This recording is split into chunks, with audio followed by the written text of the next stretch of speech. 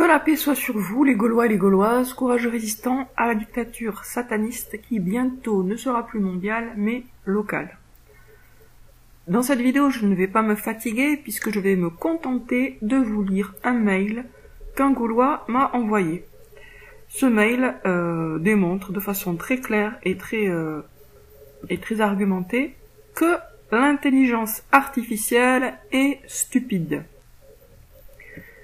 Bonjour Lucia, merci pour ton travail qui est d'une lucidité malheureusement trop rare.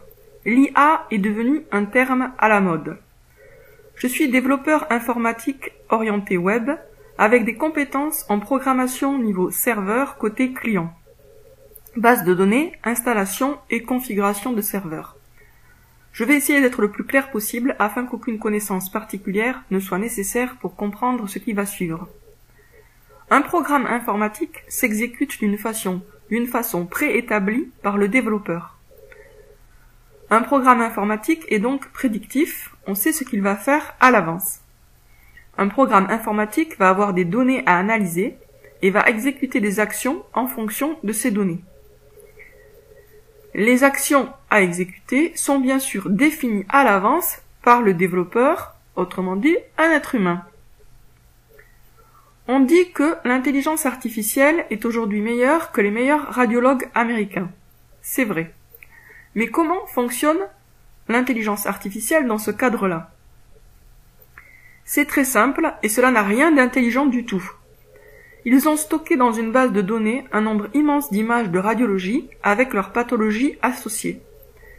Que va faire l'IA lorsqu'on lui demande d'analyser une radio? L'IA va comparer l'image pour laquelle il faut un diagnostic avec toutes celles qui ont été stockées en base de données et pour lesquelles on a déjà un diagnostic. Et c'est tout. Par exemple, lorsqu'une partie de l'image à analyser ressemble à une partie d'une image stockée en base qui a la mention embolie pulmonaire, le programme informatique va diagnostiquer une embolie pulmonaire tout simplement. On dit que l'IA conduit des voitures. Mais comment fonctionne cette IA dans ce cadre-là? De la même façon que pour les analyses en radiologie. Une caméra va filmer les alentours du véhicule et les images reçues par la caméra sont comparées avec des images qui ont été stockées dans une base de données. Lorsqu'une image perçue par la caméra ressemble par exemple à une image d'un panneau de signalisation stop, alors le programme va lancer l'action s'arrêter. C'est d'ailleurs pour cela que Google adore les CAPTCHA avec des photos de circulation automobile de ce type. Effectivement, on a vu très souvent ce genre d'image. Cliquez sur la photo si elle contient une voiture, cliquez sur les photos qui contiennent des passages pour piétons, etc. En répondant à ces CAPTCHA, en définitive, on aide gratuitement Google à alimenter une base de données utilisée par l'intelligence artificielle dans les voitures.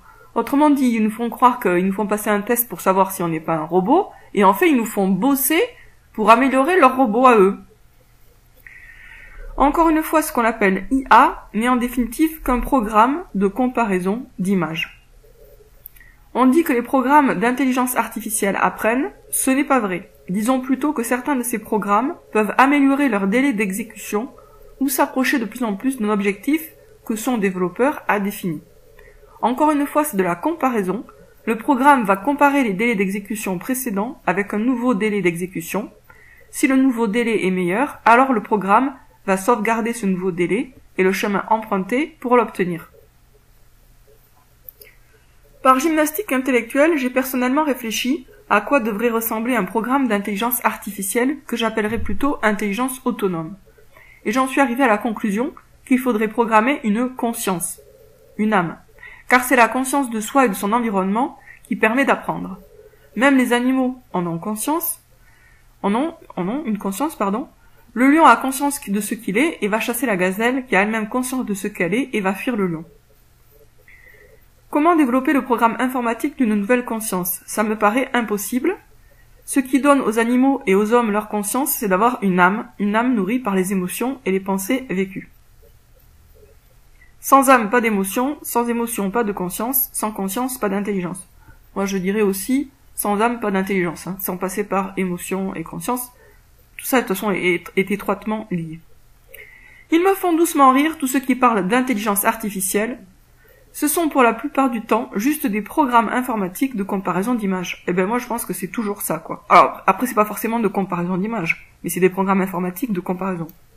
Ces programmes existent aujourd'hui car nous pouvons stocker des millions d'images et avons la puissance nécessaire pour comparer une image avec des millions d'autres en un temps record.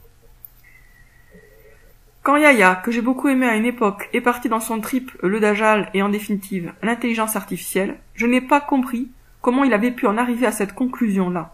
Sans aucune explication scientifique ou informatique, juste un terme à la con, intelligence artificielle. Écoutez-moi, j'ai tout compris.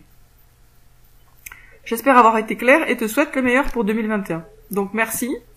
Merci cher Gaulois pour cette lettre très éclairante. Bon, moi j'avais pas besoin d'être convaincu que l'intelligence artificielle est bête, mais là ça met vraiment les points sur les i et ça explique ce qu'est l'intelligence artificielle, donc c'est très très bien. Conclusion et moralité, l'intelligence artificielle, entre guillemets, puisque du coup il faut mettre des guillemets, puisque c'est juste une expression à la con, l'intelligence artificielle est une expression à la con, et l'intelligence artificielle elle-même est bête, stupide. À bientôt les amis.